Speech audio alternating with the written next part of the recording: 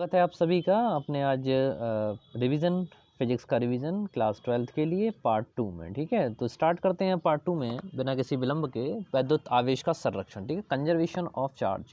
Conservation of charge को समझने से पहले कंजर्वेशन लॉ हमने कई तरह के पढ़ रखे हैं, जैसे मास के केस में भी पढ़ रखा है, ठीक है, एनर्जी के केस में भी पढ़ रखा है। तो उसमें वही है कि एनर्जी को ना तो आप प्रोड्यूस कर सकते हो, ना ही इसे डिस्ट्रॉय कर सकते हो, यानी ऊर्जा को ना तो उत्पन्न किया जा सकता है और ना ही नष्ट किया जा सकता है। ठीक ऐसे ही आप मास के केसेस में भी पढ़ते हैं कि द्रव्यमान को ना तो आप उत्पन्न कर सकते हो, ना ही इसे नष्ट कर सकते हो, उसे केवल क्या कर सकते हैं, एक रूप से दूसरे रूप में चेंज कर सकते हैं। ठीक, यहाँ पर अगर हम वैद्युत आवेश के बारे में बात करें तो वैद्युत आवेश में भी यही है कि आवेश को ना तो उत्पन्न किया जा सकता है और ना ही इसे नष्ट किया जा सकता है। इसके लिए दो एग्जाम्पल हम लोग आपको बताएंगे। ठीक है, पहले एग्जाम्पल में जैसे मैंने आपको बताया था स्टार्टिंग में कि दो अगर ऑब्जेक्ट लिए जाएँ और उन दो ऑब्जेक्टों में इलेक्ट्रॉन आपस में रगड़ा जाए तो क्या होता है, इलेक्ट्रॉनों का ट्रांसफ़र होगा। जितने इलेक्ट्रॉन इससे ट्रांसफ़र होकर इस पर आए, यानी इसने इसको इलेक्ट्रॉन दिए, ठीक है, तो इस पर ऋण चार्ज आ गया आपका 2 इलेक्ट्रॉन्स, और जितने इससे निकल गए उतना इस पर पॉजिटिवली चार्ज यानी 2e। अगर टोटल देखा जाए तो अभी भी टोटल ना तो उत्पन्न है ना नष्ट है, कितना है, 0। ठीक है, ठीक इसी तरह से अगर हम एक और घटना देखें जिसमें हम बात करते हैं दो एंटी पार्टिकल्स के बारे में, दो प्रतिकण के बारे में। ठीक है, प्रतिकण कौन से होते हैं, जैसे आप मान लीजिए एक इलेक्ट्रॉन ले लिया जाए तो उसका एंटी पार्टिकल या प्रतिकण जो होता है वो होता है पॉजिट्रॉन। क्लियर। तो पॉजिट्रॉन और इलेक्ट्रॉन जब कभी भी आपस में एक दूसरे के पास आते हैं तो एक दूसरे का पूरी तरह से विनाश कर देते हैं और इनके स्थान पर क्या रह जाती है, दो गामा फोटॉन्स आपके रह जाते हैं।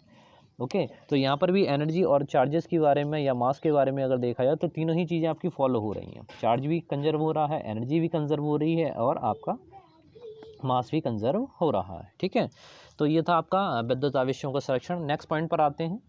नेक्स्ट पॉइंट पर हम लोग आते हैं, 6 पॉइंट लेते हैं, मूल आवेश। ठीक है, तो मूल आवेश क्या होता है, मूल आवेश को हम कहते हैं फंडामेंटल चार्ज। फंडामेंटल चार्ज क्या है, इलेक्ट्रॉन पर जो आवेश है उसी को हम फंडामेंटल चार्ज या मूल आवेश मानते हैं। ठीक है, यानी कह लो को कहने का मतलब गिनती हमारी यहाँ से स्टार्ट होती है।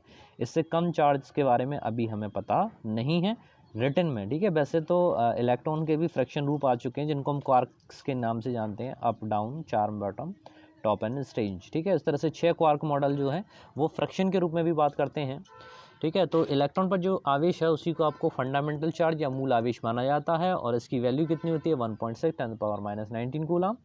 इसमें क्वांटीकरण और होता है, क्वांटाइजेशन को और समझ लीजिए। क्वांटीकरण क्या होता है, क्वांटम प्रकृति भी बोलते हैं, क्वांटम नेचर, प्रकृति। ठीक है, नेचर क्वांटम प्रकृति को समझने के लिए कि कोई भी दो ऑब्जेक्ट हैं उनके बीच में जो इलेक्ट्रॉनों का ट्रांसफर हो रहा है वो पूर्णांकों के रूप में हुआ है।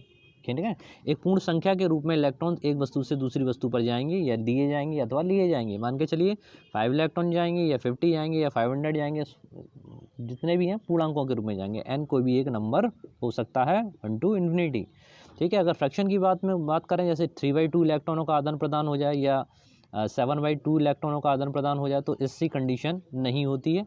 तो यही वाला जो गुण है वो आपकी क्वांटाइजेशन नेचर या क्वांटम प्रकृति कहलाता है। आते हैं अगले पॉइंट पर।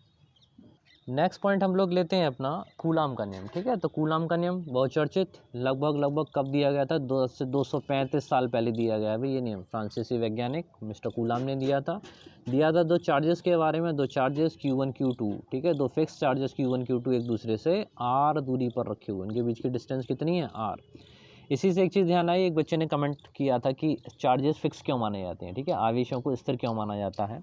तो उसका एक्सप्लेनेशन ये है कि हमें ये कंसीडर करना पड़ता है कि किसी भी वस्तु पर जो फोर्स लग रहा है, ठीक है, तो उसके जो है संतुलन की स्थिति के लिए यहाँ पर हमको क्या करना पड़ता है, फोर्स का इक्विलिब्रियम करना पड़ता है। ठीक है ना, और अगर यहाँ पर भी अगर आप डिस्टेंस देखें तो एक्सपेरिमेंटल डेटा के अनुसार F प्रोपोर्शनल Q1 Q2 लिया गया था अकॉर्डिंग टू द कूलाम। ठीक है, तो F प्रोपोर्शनल 1/r² लिया था। यहीं पर आप अगर फोर्स कर लें कि R का मान अगर आप बदलते जाएंगे, वेरिएबल होगा, तो क्या F का मान आप एक्सपेरिमेंट कर सकते हैं, फील कर सकते हैं। अगर R की वैल्यू अगर लगातार चेंज होने से मतलब क्या है कि ये R का मान फिक्स कब होगा, जब दोनों चार्जेस स्थिर रखे हुए हों। अगर ये मूवमेंट करने लगे, इनके बीच की दूरी बढ़ती जाए, बदलती जाए, यानी चार्जेस जो आपके मूवमेंट करने लगे, ठीक है, तो फिर आप उस कंडीशन में F की वैल्यू का पता नहीं कर सकते। दूसरी बात ये भी है कि जितने भी फिजिक्स में एजम्पशन वगैरह लिए जाते हैं तो वो वैल्यू जो है स्टैंडर्ड कंडीशन या आइडियल स्टेट में ली जाती हैं। एक छोटे से एग्जाम्पल से और से आप इस चीज़ को भी समझ सकते हैं कि अगर किसी आपको h मीटर ऊंची मीनार से दो वस्तुएं गिरानी है, एक लकड़ी का टुकड़ा ले लीजिए, एक ईंट पत्थर ले लीजिए, ठीक है, दोनों के एक साथ एक ही समय पर छोड़ा जाए तो पूछा जाए कि नीचे सबसे पहले कौन पहुंचेगा, है ना, तो इसका आंसर क्या होता है, दोनों एक साथ पहुंचेंगे। अब आपको सोच रहे होंगे कि एक जगह लकड़ी का टुकड़ा, एक जगह पत्थर है, ठीक है, तो उसका कंडीशन ये है कि जो भी फिजिक्स में आपके कंडीशंस मानी गई हैं उसके लिए यही माना जाता है कि यहाँ पर वायु का प्रतिरोध नगण्य है, ठीक है, ग्रेविटी आपकी शून्य है, यानी गुरुत्वाकर्षण बल नहीं है। लेकिन प्रैक्टिकली ये सब चीज़ें गले से नीचे नहीं उतरती जैसे उस वाले केस में हुआ था, ठीक है। और भी अगर सूक्ष्मता की बात की जाए तो सूक्ष्मता का मतलब ये है कि अगर आपसे कहा जाए कि एक चार्ज रखा हुआ है, किसी एक चार्ज को पकड़ के दिखा दीजिए, ठीक है ना, किसी एक आवेश को आप स्थिर करके पकड़ के दिखा दीजिए, तो ये सब कंडीशन जो है ये हमें माननी पड़ती हैं, ठीक है ना। तो इसी तरह से ये कंडीशन मानी गई है कि जो जिसका हम फोर्स पता कर रहे हैं या कूलाम के में इलेक्ट्रोस्टैटिक्स पढ़ रहे हैं, तो उसमें हम स्टैटिक चार्जेस के बारे में बात करते हैं, क्योंकि जब चार्ज मूवमेंट कर देता है तो फिर वहाँ पर बहुत सारी चीज़ें और भी ऐड हो जाएंगी। जहाँ तक मैं समझता हूँ आप सेटिस्फाई होंगे, ठीक है। अब वापस आते हैं कूलाम के नियम पे। तो कूलाम का नियम यही था कि दो आवेश जो रखे हुए हैं उनके बीच में जो आकर्षण या प्रतिकर्षण का बल, ठीक है, दोनों ही तरह का फोर्सेस इसके बीच में लग सकता है। जनरल बात है कि अगर दो सेम पोलरिटी के चार्जेस हैं या माइनस माइनस हो या प्लस प्लस हो, यानी सेम नेचर के हैं, तो इनके बीच में क्या कौन सा फोर्स काम करता है, रिपल्सिव यानी प्रतिकर्षण का, ठीक है। और अगर अपोजिट चार्जेस होंगे, प्लस माइनस के बीच में हो या माइनस प्लस के बीच में हो, तो इन दोनों में आपका अट्रैक्टिव फोर्स काम करेगा। ओके, तो इस तरह से अगर इन दोनों को कंबाइंड कर दिया जाए, ये दोनों फोर्सेज अगर मिला दिए जाए, तो F प्रोपोर्शनल आपका Q1 Q2 upon R square, ये वैल्यू आपको प्राप्त होती है। प्रोपोर्शनल साइन अगर आप हटाते हैं तो आपको यहाँ पर एक कांस्टेंट मिलता है, और कांस्टेंट का भी जिक्र कर लें, उसको आप बोलते हैं प्रोपोर्शनल कांस्टेंट या समानुपाती नियतांक। तो F equals to A Q1 Q2 upon of R square, ठीक है, जहाँ पर A क्या है, एक समानुपाती नियतांक है। तो सीधा समझ में आ गया होगा कि इनके बीच में जो आकर्षण या प्रतिकर्षण का बल लग रहा है वो इनके गुणनफल के समानुपाती है, ठीक है, और उनके बीच की दूरी के वर्ग के व्युत्क्रमानुपाती है, ठीक है। नेक्स्ट पॉइंट पे आते हैं, बात करते हैं कांस्टेंट के बारे में। तो कांस्टेंट में एक ही जो वैल्यू है एक्सपेरिमेंटल डेटा के अनुसार 1/4 एप्सिलॉन नॉट के निकाली जाती है। कहने का मतलब हुआ कि जो फोर्स लग रहा है दो के बीच में 1/4 एप्सिलॉन नॉट के Q1 Q2 upon R square. इस फैक्टर को ध्यान से समझ लेते हैं। तो अगर K की वैल्यू आप 1 रख रहे हैं तो आपको पता होना चाहिए कि वो दोनों आवेशों के बीच का जो माध्यम है वो निर्वात होगा या वायु होगी, ठीक है। तो इस कंडीशन में K की आप वैल्यू 1 लगाएंगे और यहाँ पर F का जो मान आएगा वो 1 होगा। F this is equals to 1/4 epsilon naught Q1 Q2 upon R square. इस पूरे फैक्टर का अगर मान आप प्लेस करते हो तो सभी को पता है 10⁹ Q1 Q2 upon R square. Okay, यहाँ पर अब दो चीज़ें देख लीजिए कि अगर किसी मीडियम में आप पता करते हैं, जैसे के लिए तो आपने 1 कर दिया फॉर द वैक्यूम और एयर। अगर दो आवेश रखे हुए हैं उनके बीच में वायु स्थित हो, यानी उनके बीच का माध्यम, अगर दो आवेश किसी जल के अंदर रख दिए तो वहाँ पर के का मान जल का लगेगा, ठीक है। वायु में अगर रख रहे हैं तो के की वैल्यू आप 1 प्लेस करेंगे। इसी तरह से अगर मीडियम में रख रहे हैं तो वहाँ पर पूरी वैल्यू इसी तरीके से रखी जाती है, F अपॉन एप्सिलॉन नॉट, और आपका केस के साथ में आता है Q1 Q2 upon R square. Okay, यहाँ पर अगर आप निर्वात में लगने वाले विद्युत बल का मान और मीडियम में रखे हुए आवेशों के बीच में लगे विद्युत बल का मान अगर इसमें कंपेयर करें तो ये वैल्यू आपको मिलती है F upon FM this is equals to K, ये मान आपको मिलता है। वहीं पर अगर माध्यम के पराविद्युतशीलता की बात करें, एप्सिलॉन की बात करें, तो एप्सिलॉन का जो मान है वो एप्सिलॉन नॉट इंटू के बराबर मिलता है, जहाँ पर एप्सिलॉन नॉट माध्यम की पराविद्युतशीलता है। इसका मान कितना होता है वो भी देख लेते हैं। तो एप्सिलॉन नॉट की वैल्यू होती है 8.86 इंटू 10⁻⁻12। काफ़ी बार इस एप्सिलॉन नॉट पर भी फोकस कर लीजिएगा कि मात्रक पूछा जाता है, उसका डायमेंशन पूछा जाता है।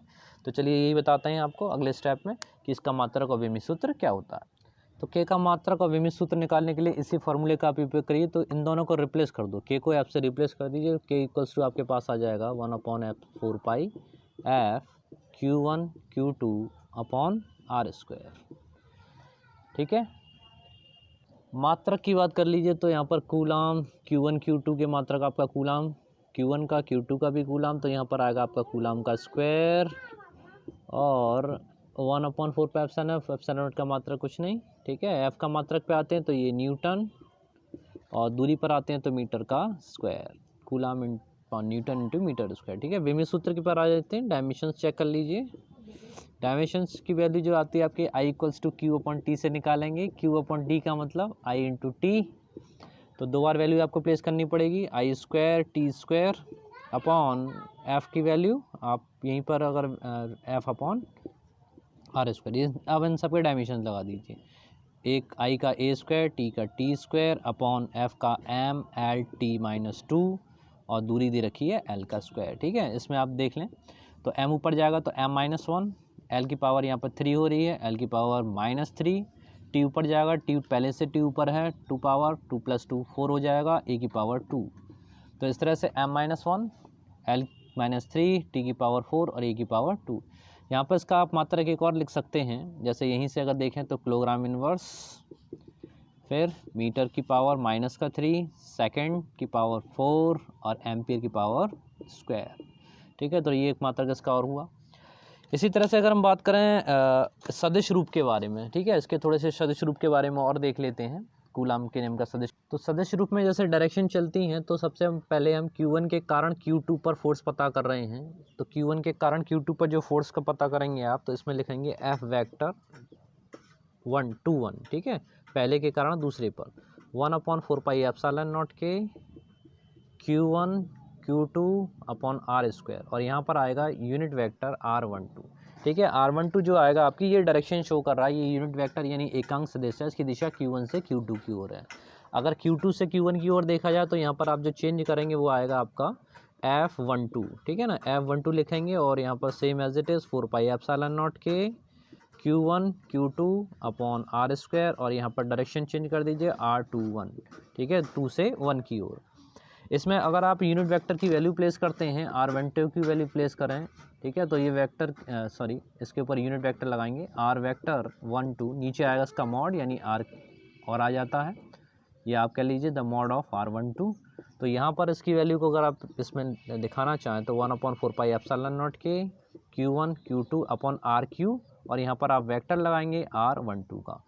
ठीक है, ऐसे ही इसमें भी सेम एज इट इज़ 1/4πε0 के आएगा Q1 Q2 अपॉन RQ, और यहाँ पर यूनिट वेक्टर तो यहाँ पर और यहाँ पर R21। ठीक है, वेक्टर सदिश या सदिश वेक्टर। R21 के बारे में देख लीजिए, R21 की वैल्यू डिपेंड करेगी XI + YJ + ZK के ऊपर। ठीक है ना, तो ये वाले जो पॉइंट जैसे भी न्यूमेरिकल्स में आपको मिले हैं उस तरीके से देखेंगे। तो आज का वीडियो यहीं तक रखते हैं, उसके बाद में हम लोग बात करेंगे कई सारे चार्जेस के बारे में। कई सारे चार्जेस, यहाँ पर तो केवल 2 ही चार्ज प्लेस थे, अगर कई बहुत सारे चार्जेस रखे हुए हों Q1 Q2 Q3 Q4, ठीक है, और इन सब की जो है किसी भी एक चार्जेस पर इन सभी के कारण डिस्टेंस में फोर्स पता कर रहे हों, तो यहाँ R12, यहाँ पर R डिस्टेंस R14 और यहाँ पर डिस्टेंस R13। ठीक है ना, इन सब के सदिश वेक्टर इस तरह से दे रखे हों, तो टोटल फोर्स इस Q1 पर कितना लगेगा, ठीक है, तो उसका मान निकालने के लिए यही फॉर्मूला आप चलेगा। तो वहाँ पर अध्यारोपण का सिद्धांत लगता है, सुपरपोजिशन का बोलते हैं, तो वहाँ पर आप पता करेंगे Q2 द्वारा Q1 पर लगने वाला फोर्स यानी F12, आवेश Q3 के द्वारा लगने वाला फोर्स F13, इसी तरह से F14। तो जितने भी आवेश आपको दे रखे हों उन सब का हम क्या कर लेते हैं, सदिश योग कर लेते हैं, वेक्टर एडिशन कर लेते हैं, उसको बोलते हैं अध्यारोपण का सिद्धांत या सुपरपोजिशन ऑफ द फोर्सेज। ठीक है, तो इसी तरह से आप लगातार साथ बने रहिए, आगे स्टडी करेंगे, देखेंगे।